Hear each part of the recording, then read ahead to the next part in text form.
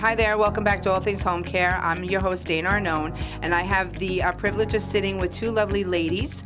This is Carol, and this is Yaritza.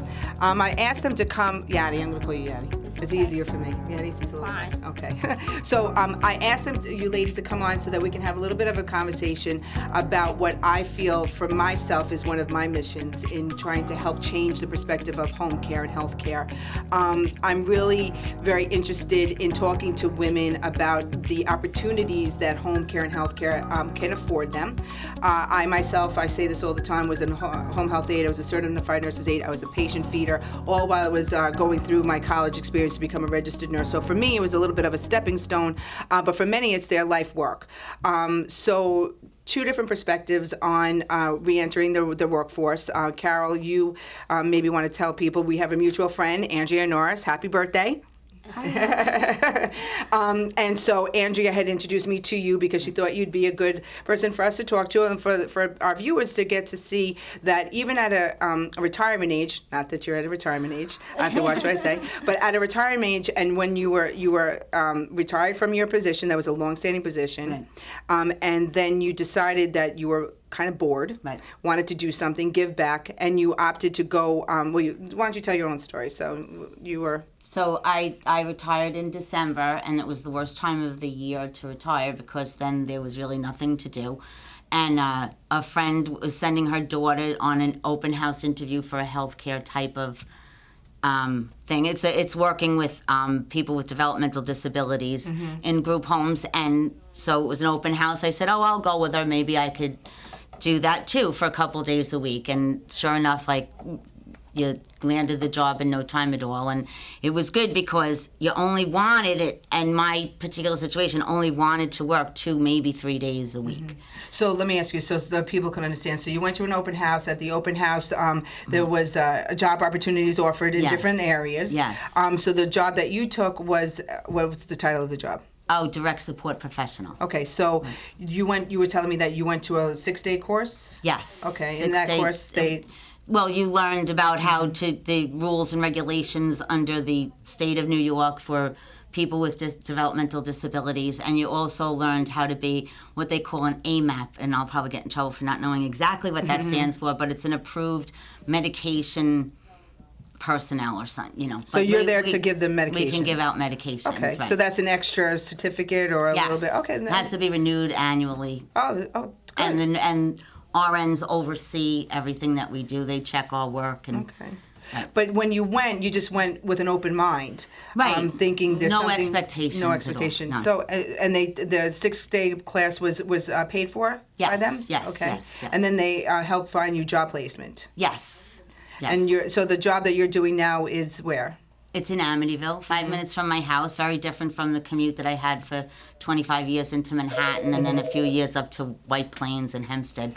So it's lovely. I would say yes. Your gas bill must have gone down a lot. Oh my God! I wish I had done it. I enjoy it so much. I wish I had done it earlier. I wish I had actually retired earlier. See, that's what people need to hear. So that everybody gets so scared of going into healthcare. Right. I think sometimes people don't realize that it is a job opportunity for the masses. Yes. There's really no one person that that wouldn't qualify to go, right? So so tell them a little bit about what you were feeling at the time when you were retired and what made you choose, other than going to an open house. I mean, you don't just go to all open houses. Oh, okay. You must have went because you thought that there would be something that you'd be interested in. Right, similar to what Yadi was saying before. My dad and my mom, when they were on their last few months here, we were fortunate enough to be able to help them out and not be nurses, aides to them, but they were living in our homes and we were caring for them.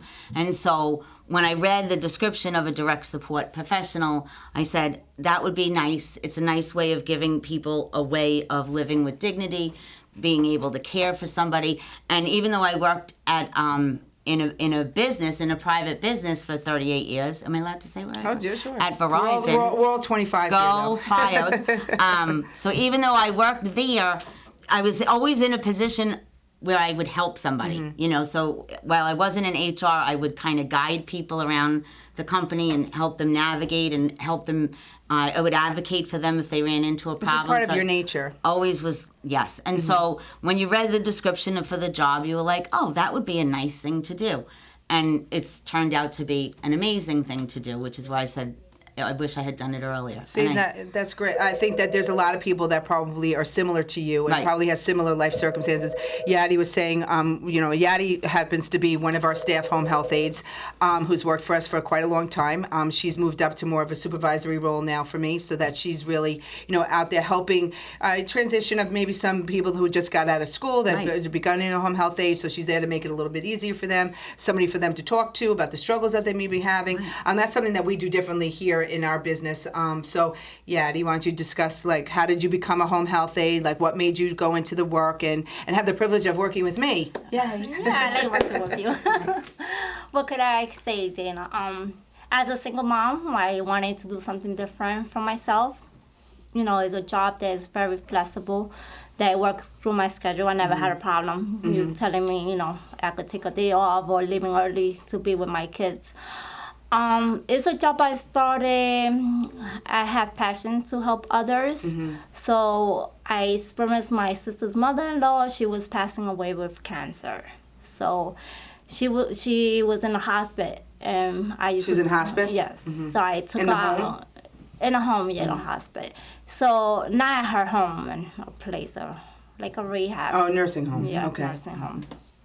And I used to go pick her up and take her to my house to be there for her last day. And it motivated me to be a home health aide, a CNA, and care for other people. I like helping them. I helped her a lot.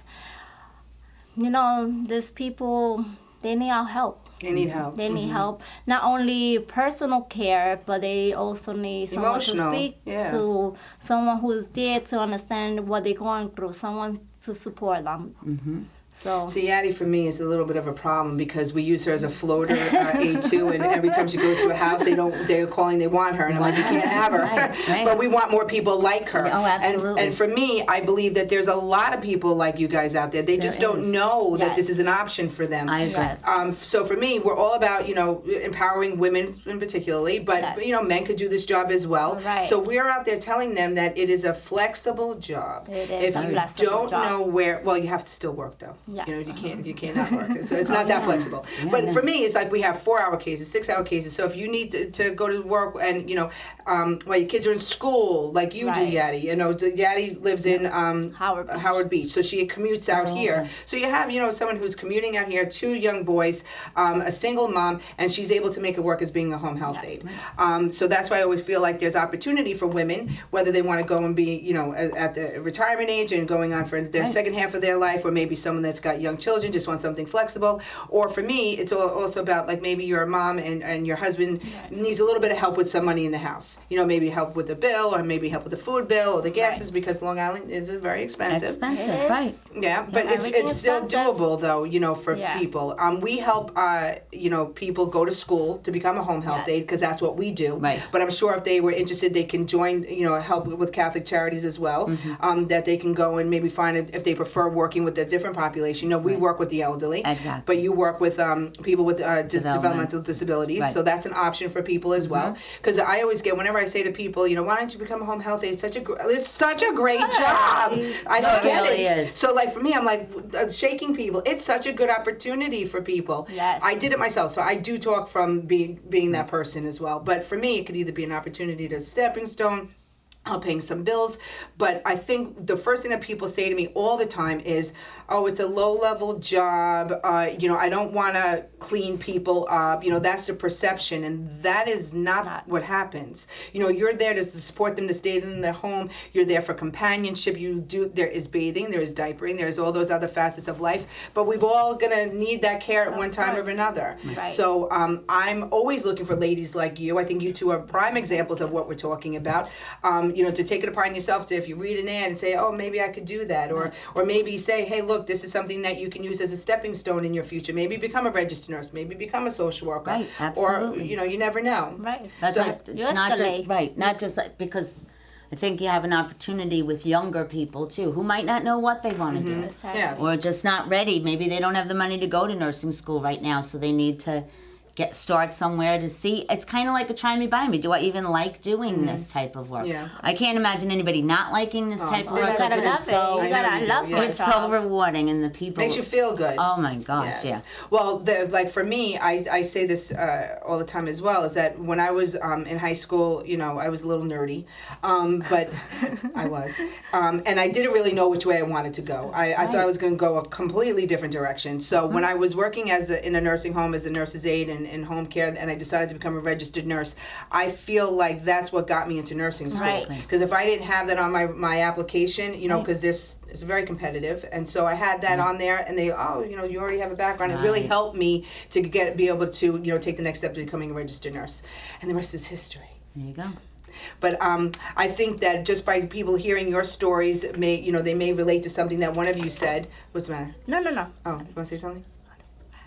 What? No, don't worry. Oh. We're good. You got to edit that out, Anthony. Yeah, I gotta scratch. No, you can talk because he'll just take it out. What's the matter? Okay. No, I had to scratch. Oh, you were scratching. I thought you were trying to get more attention. It was that's hilarious. So, anyway, so I really feel like there's a part of your story that may relate to somebody out there that might say, Right. you know what, I never thought of that. That's actually a good You option gotta for have me. compassion to do what help people. Help people. Well, at the Yeah. core, that's really what it is. I mean, if you're somebody who Homecare doesn't care, then this is not the yeah. business for you. No. Right. But when I talk to moms, I took care of my mother, my father, my aunt, my grandmother, my children. Caring for your children. I mean, I'm not saying it's exactly the same thing, but for your job, I mean, you're raising your children. Right. I'm sure helped you in what you're doing now. Oh, absolutely, absolutely, because it's 5 people. I work with 5 people, and it's like living with 5 of your own family members. So and there's certain rules and regulations that have to be followed, and everybody has to cooperate and get along. Imagine even back in college when you were living with roommates. Everybody had to get along. You had to follow stayed certain. Right. So we help guide that process for those folks. Yeah. But yes, I think having the mother skills behind you, I actually put some of them into practice, and also I learned some new ones. And I go, I wish I had done this with my See own that? children. That's Yeah. great. So you probably would have never thought that you'd be having a whole second career in your life. Right. No. And it's funny because you would like to see it grow into something more than just what I'm doing today. Like you already say to yourself, geez, I wonder if I could ever do this, or go back to school to become a social worker, or yeah. Right. Then you go, wait, check that age again. Hey, listen, you never know. You never know, You never though. That's know. right. You don't. You don't. You know. don't. Believe me, I say it all the time. I never thought I'd be sitting here doing a podcast. There you go. Here I am. There you I'm a go. nurse.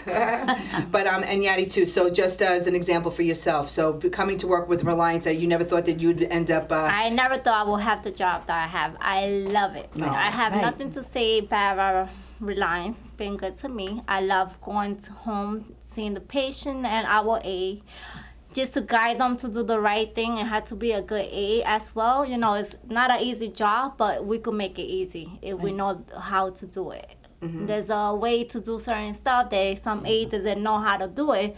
So I'm there to show them this is the way to do it.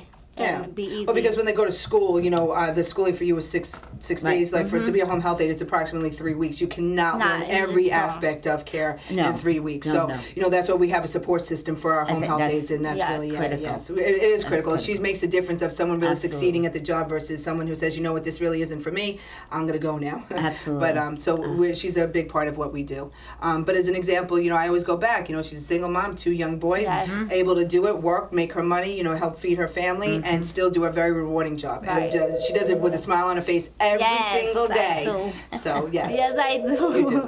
So I just want to say thank you very much for the 2 of you coming on. thank you. I hope that there's somebody out there that may relate to one of their stories. And if there is, please give us a call at 516-308-4840. You can speak to any one of our recruiters, or you can call and ask for me.